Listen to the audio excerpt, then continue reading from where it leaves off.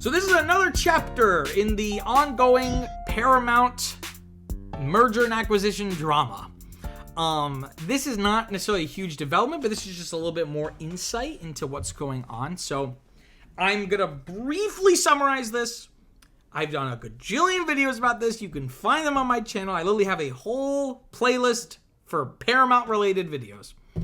So, in short, Paramount, looking for a potential buyer or merger opportunity, had a lot of different people interested.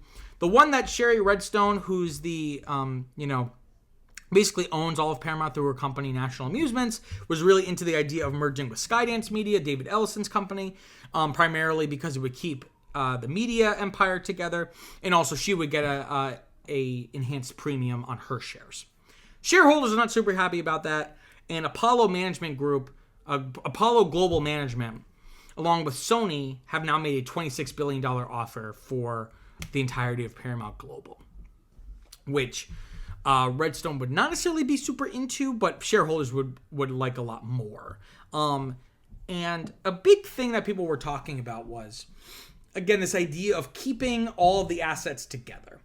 And I think Sherry Redstone was concerned because originally Apollo made an offer by themselves. And I think she was hesitant to consider that offer because private equity, they're not sentimental. They'll, if this vertical or horizontal or whatever direction it's supposed to be, if something's not working, they'll sell it off. Or they'll gut it or whatever it might be. So the idea was maybe if Sony is involved in this joint offer, Sony, they have experience in entertainment, specifically film, right? They bought Columbia Pictures back in the late 80s, early 90s. That might kind of be a little bit more reassuring. But it turns out Sherry Redstone had every right to fear this potential deal because reportedly Sony and Apollo plan on breaking up Paramount Global if their acquisition is successful. So basically breaking up every major piece of it. So that would include CBS, selling it off to someone else.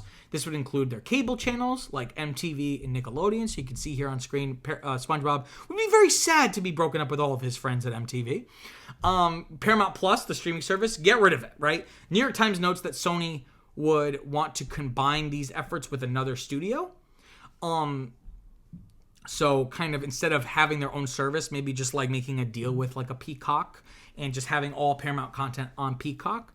And of course, Sony famously has remained essentially what you would call an arms supplier in the streaming wars, rather than being an active participant. It's one of the few, I think maybe the only major studio that doesn't have its own streaming service. And in retrospect, that was a really smart move on Sony's part. Sony, if they would also, in terms of breaking up the company, they would also want to sell off the studio lot, the iconic Paramount Pictures lot pictured here. Because they already own a huge studio lot from the Columbia acquisition.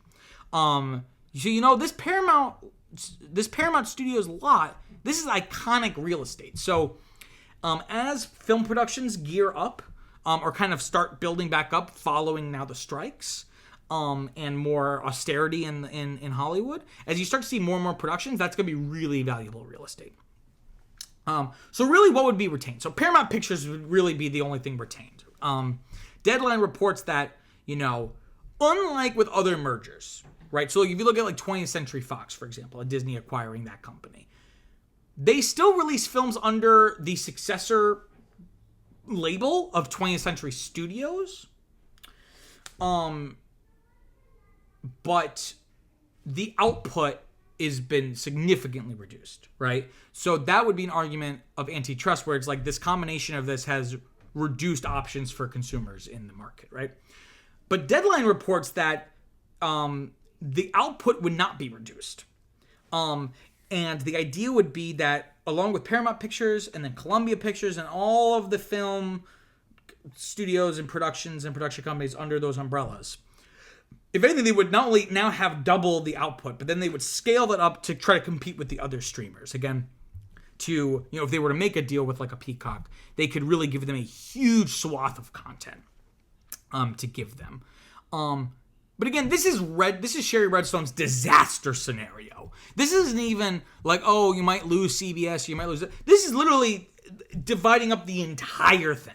And again, like I said, she really wants to keep the media empire that her father, Sumner Redstone, had built over decades. She wants to keep it all together as, a testament to her father's legacy or what have you. And this is, again, one of the many reasons that the Skydance deal was really attractive to her.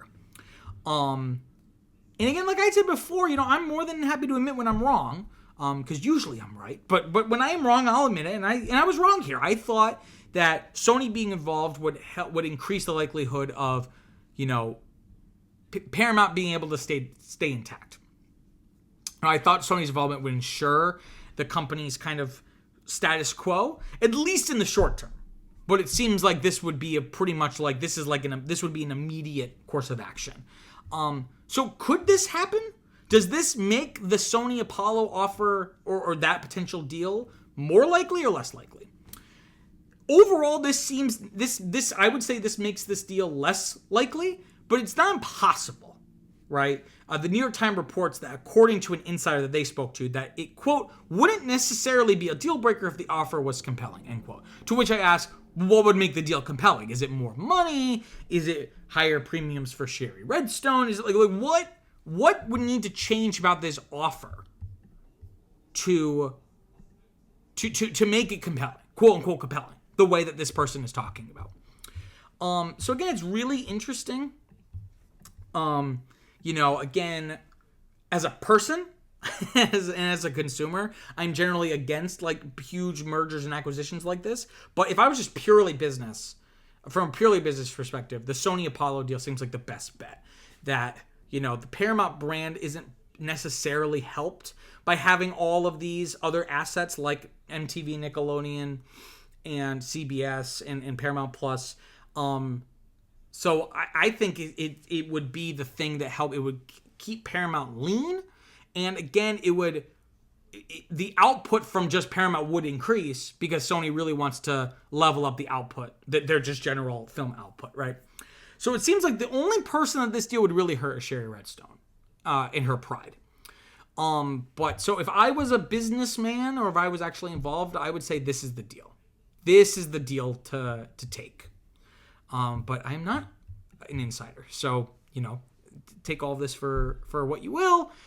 Who knows what Paramount's going to do? There is a high chance now that shareholders are revolting with the Skydance deal, and this Sony deal seems anathema to what Sherry Redstone wants to do. There is a high likelihood now that she's just going to end up not selling at all, which I think is really going to hurt the stock price.